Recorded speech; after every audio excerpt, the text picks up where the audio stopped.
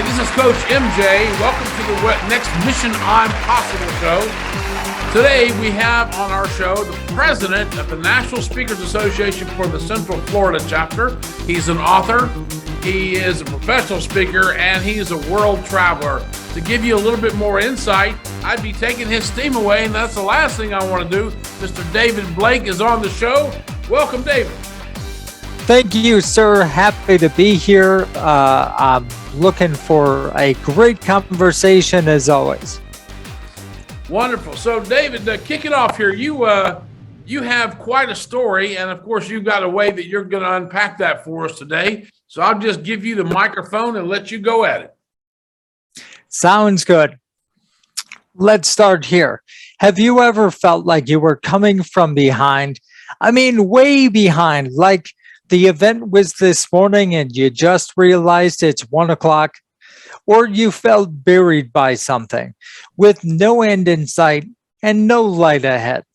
Sure, we've all fallen into a hole at some point, whether it be in business, finance, personal health, or something else. Well, I've had plenty of those experiences, but the biggest one was getting poisoned. No, I'm not a spy or a double agent, although David Blake, sounds pretty good, doesn't it?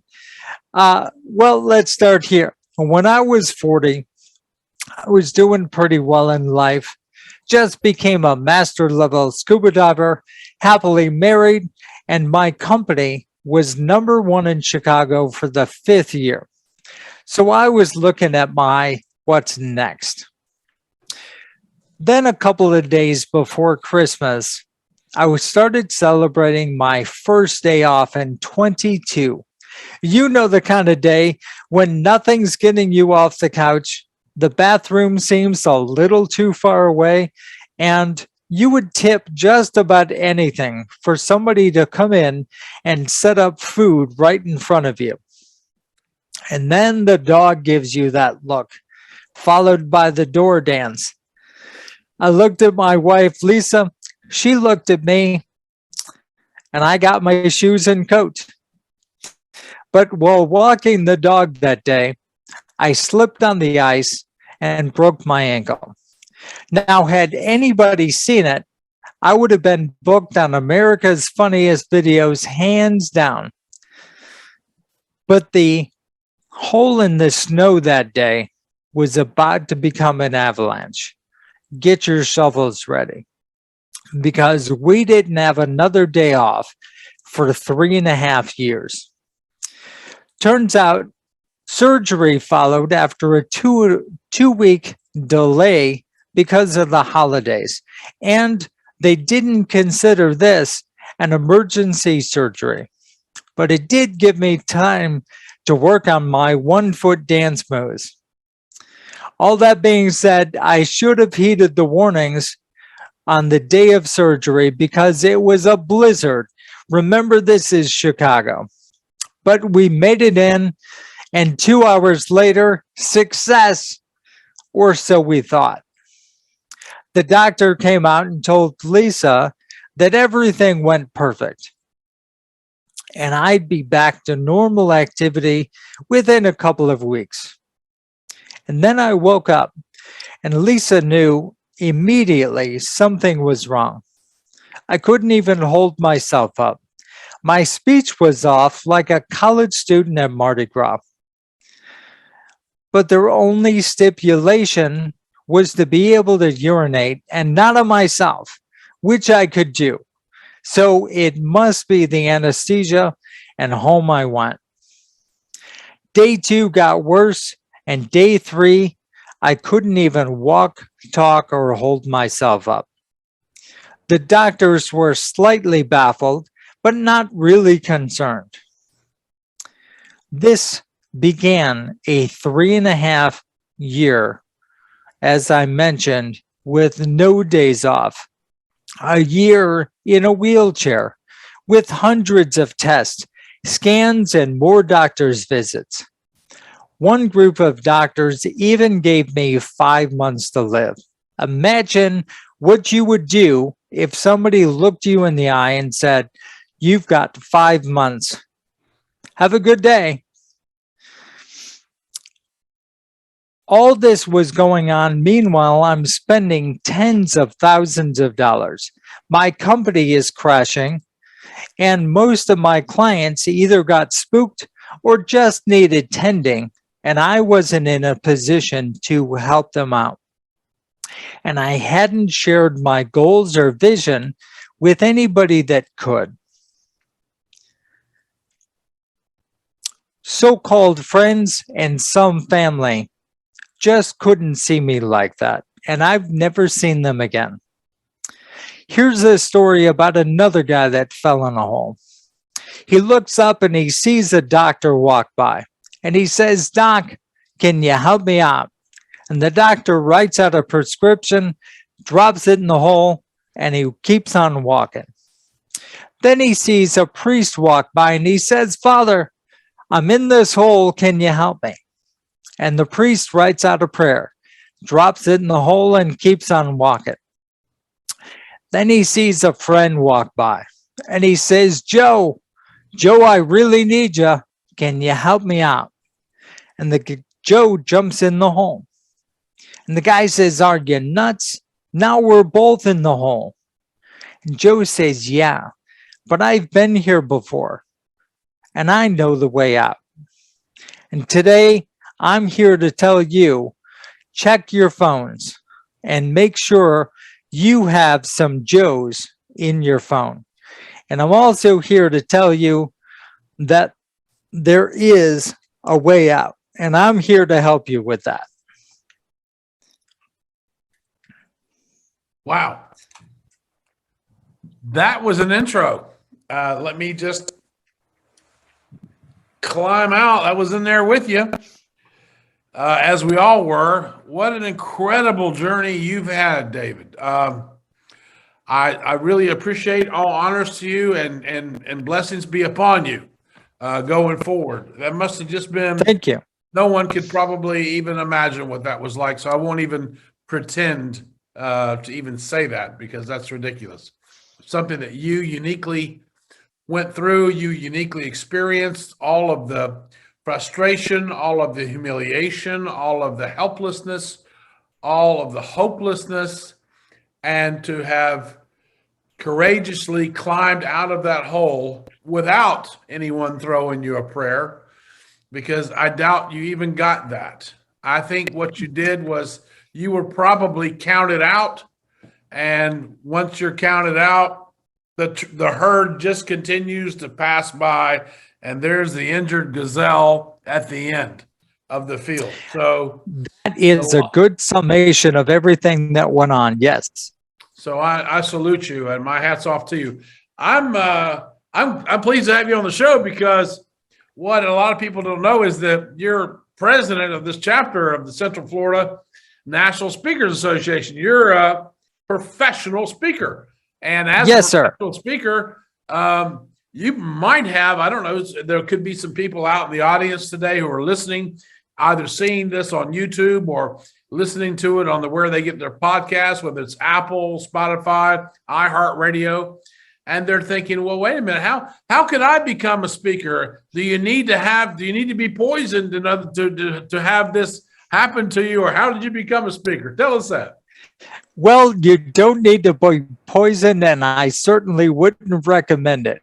All you need is a story and or a passion about something that you find to be a teachable moment, a story that needs to be heard, or something that you feel others can gain from. Once you've got that, then you can start developing who your audience is, how your story comes together, and how you're going to get it out to them. So how I became a speaker is a long, convoluted story, but I've been an actor, a DJ. I was thrown into speaking, to believe it or not, the first time, because the keynote speaker was late from the airport. stuck in traffic, and the meeting planner grabbed my arm and said, "Get out there and fill time." And that really is what kicked off, because they knew I could command an audience. I already had the ability to interact, facilitate, and do those things. But this was the first time I would say I was speaking and getting paid for it, even though that's not what they hired me for. Later, I became a college professor for 12 years. So all of it just kind of grew out of that. Wow. So I guess you probably have another story to share with us, because we've just come out of the pandemic and I don't think too many speakers were very active. What did you do? That's an interesting thought. A lot of speakers gained a lot of momentum during the pandemic because of being virtual. A lot of podcasts were started, webinars began, and facilitation really grew in an online or hybrid platform. Those speakers that weren't able to adapt and only got used to, or their home was on a stage in front of thousands of people, or even tens of people in a classroom setting, those people had a harder time. But with the power of the internet and adaptability, some speakers actually gained momentum during the pandemic. But for most of us, whether we did well or not, it gave us time to hone our message, work on our books, or tailor to a new audience, and maybe even weed out some of the old material that kept coming up. So it actually gave us an incentive to change or adapt in multiple ways. And you mentioned that something about Chicago. That's basically where you had your business before. You mentioned you were successful. You were one of the top business for 5 years. You won the award 5 years in a row. How did you then handle the transplantation, and why to Florida? What brought you to? Because I think you're in Key West now. Is that what's behind you? Is that one of your boats? That is one of the favorite places, and that's where that background is from. I do corporate retreats in Key West and some of the other islands. And so it really fits the mentality and what I do. I'm also known as the flip-flop philosopher. So you can't be the flip-flop philosopher and not have a beach setting behind you. But to answer your question, no. To answer your question about how I got to Florida, when somebody tells you you've got 5 months to live and you're in the middle of Chicago winters, you quickly start looking around and saying, where would I rather go if this is going to get worse? And Florida had my name. I had lived here before. I knew some people, I knew the territory, and there was no more ice except in your glass. So we headed to Florida to die or recover, one or the other. And that's how this became home. Wow. Amazing. Well, welcome to Florida. It looks like Florida saved your life. More or less it did. When you're in a dark place like that, to me, there's no better place than sunshine to brighten your day and shine some light on what is next, what's ahead. I'm going to ask you to go back in that hole just for a moment. And the reason Sure. I'm going to do that is because, as you say, during the pandemic, a lot of people had a hard time. They weren't able to pivot. They weren't able to adapt. Some of them are still in trouble today, and they feel like they're in a hole. When you were in your hole, if you don't mind sharing, because you made a very beautiful presentation about it, and you made us all feel good. And you made us all feel nice, warm, and fuzzy. But how did you really pull yourself? Did you turn to faith? Was there something that you can help those people that are out there just maybe grab a hold of something? Absolutely. Here is what I turn to. I turn to goals, and I have a program. Goals get you out of holes.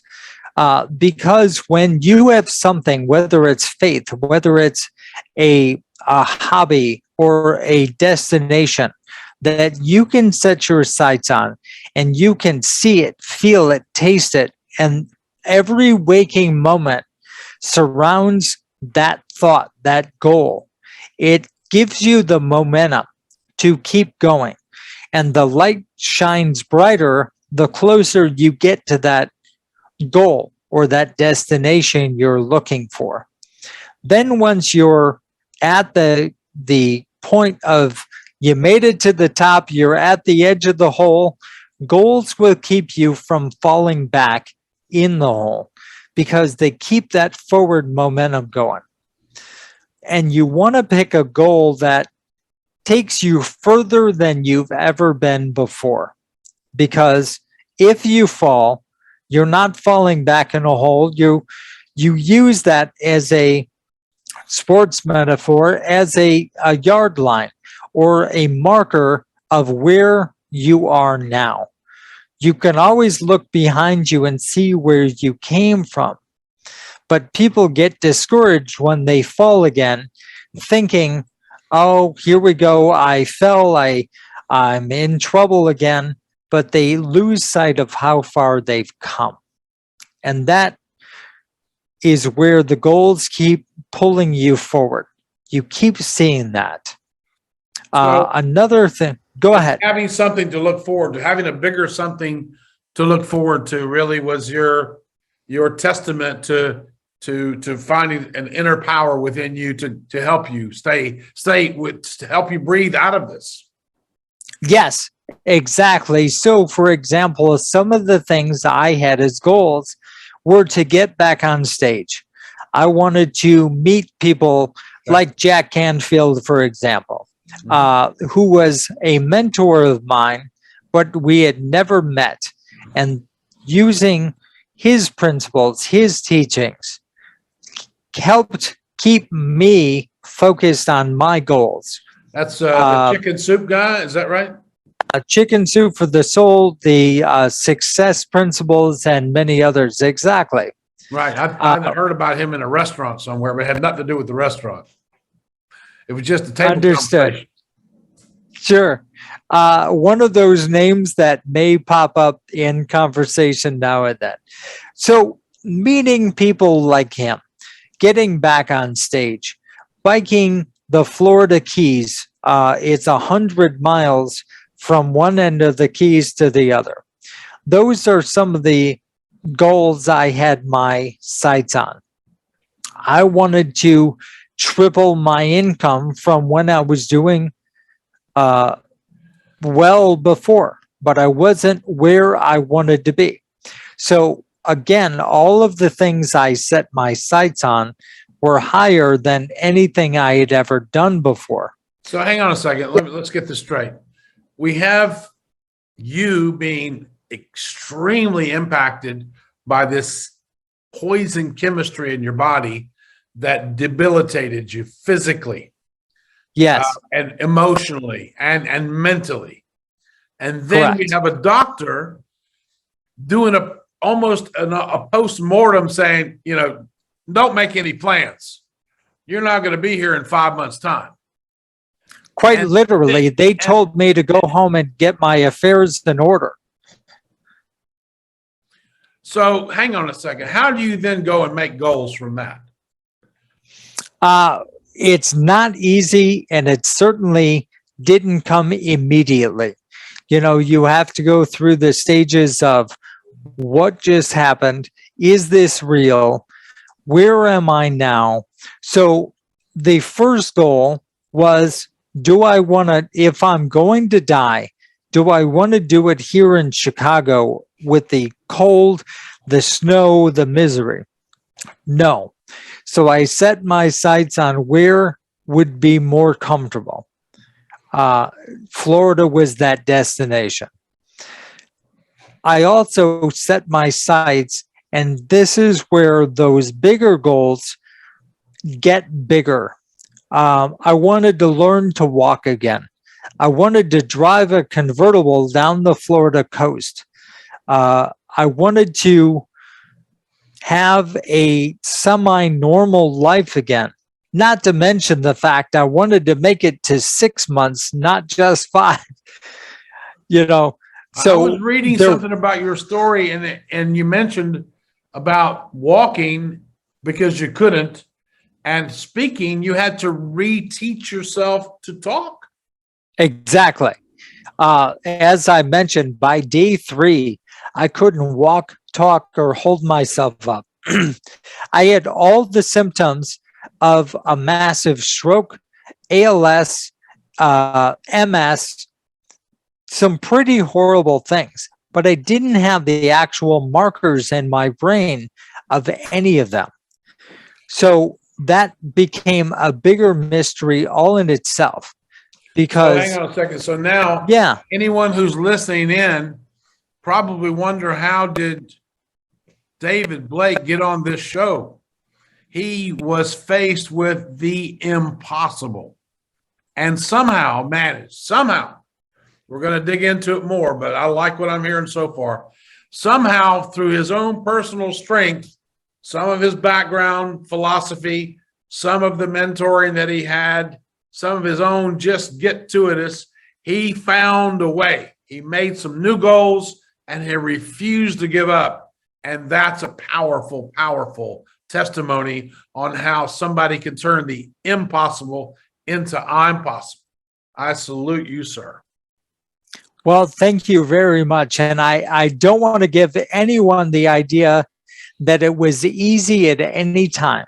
I know. But again, when you've got something to look forward to, when something draws you, imagine your favorite person, whether it's a spouse, whether it's an old friend, or maybe it's your dog and you've been away on a trip. That excitement of coming through the doors to see that person, to see that pet, it excites you, it draws you in. That is a small piece of what you get out of goals. You start looking forward to it. Like, imagine back when you were a kid and you wanted something for your birthday or for Christmas, or you were going to see somebody at a theme park. You couldn't stand it. You could hear the music. You could describe that gift that you wanted so bad. You knew the color. You knew what it was going to smell like. And it just brought joy to your whole being. And right now you're probably thinking, yes, that I know what that item was. And if you do, shout it out. But that's the kind of feeling. You feel it, you smell it, you taste it.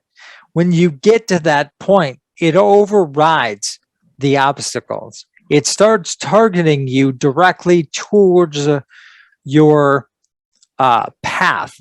Even if things get in your way, you find a way of getting around those obstacles because you're laser beamed on the outcome. I think that's really, really hard for most people to be able to understand, even though, all of us have been exposed to life coaches in a box that say, hey, do affirmations. Hey, visualize the future. Hey, imagine a better time and all of this, but you were pinned to the ground. You were condemned. And what right did you have to find hope?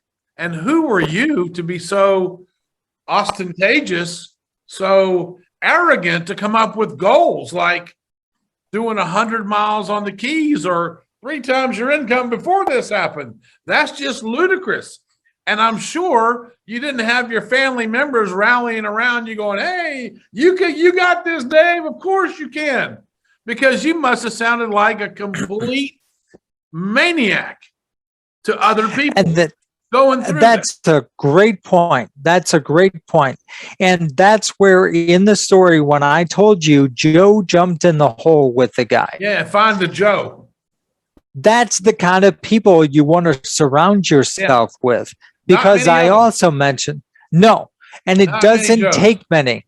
Imagine just having one Joe in your corner when you need something and Joe appears.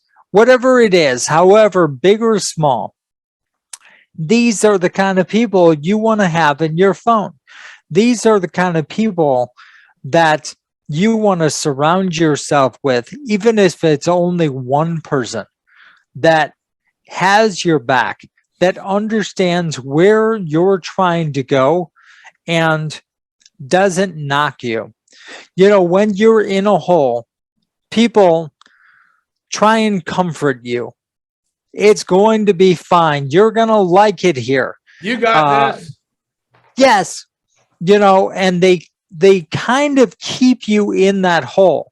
They might even bring you beer and help you decorate and say, well, good luck, dude, as they Hey, and let me leave know you. if I can do anything for you. I'm here.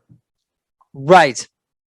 These aren't the kind of people that I'm talking about. And as you mentioned, whether it's friends, family, sometimes they think they're helping by keeping you comfortable in that place. Do you know that even Amazon will deliver nearly anywhere? So wherever you find yourself, you can still find those comforts that make this hole feel like, okay, I belong here. Hey, look, I've got a skylight. You know, it's very easy to become comfortable when you've fallen, because everything seems so difficult that you look around and say, well, I guess I live here now. Very easy to be the patient. Yeah, I'm injured. Therefore, I'm not capable. Therefore, I accept this. And then you graduate into learned helplessness. Correct. And again, could be in business. Maybe your business failed and you start thinking, well, maybe I was going for too big of a business. Maybe I bit off more than I could chew. So you go back to a lower level and try and get comfortable there. Maybe it's in finances.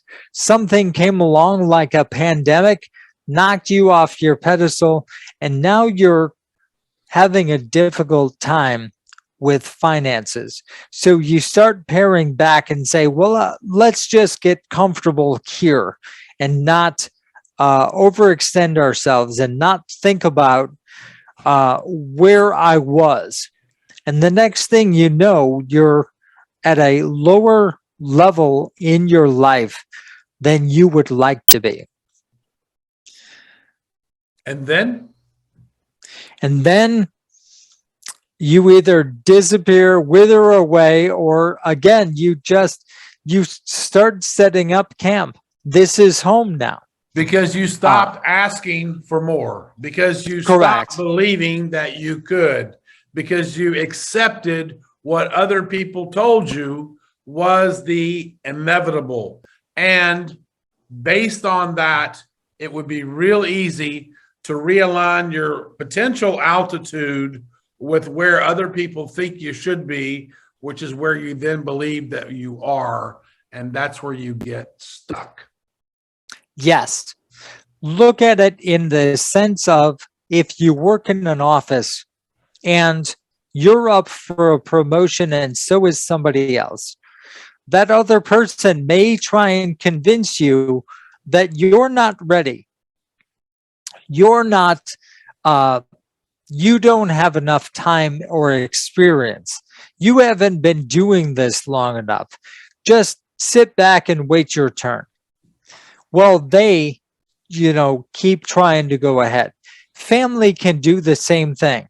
Well, you've got big ideas, Dave. Why don't you just be happy with what you've got?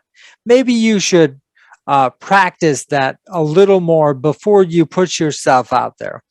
People are trying to be nice in most cases. Some are sabotaged, but they're trying to make you feel better by keeping you at a lower place because it Maybe makes not real. them more In all fairness, Dave, maybe they're not realizing that they're correct. empowering you to be at that level. Maybe not. So Correct. let's forgive them Because for that. they think they're helping. They don't realize what they're doing, but you can start realizing the patterns in these people, Right. and you can start connecting with them less. You can start deleting them from your phone.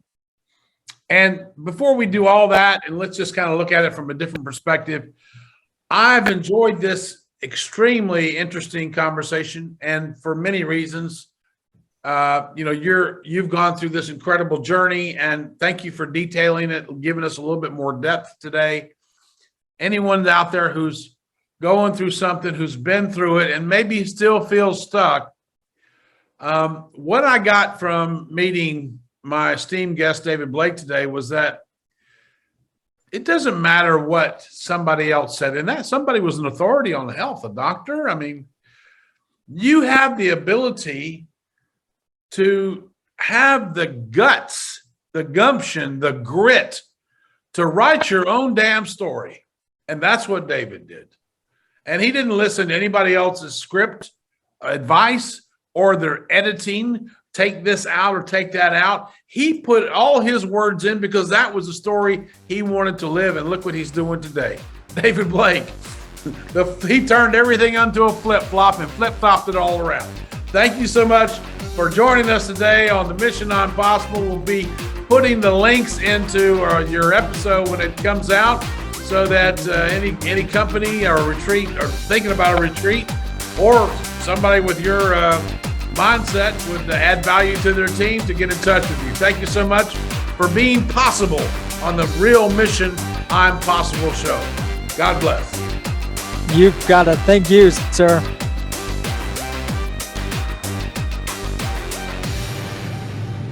Thank you very much.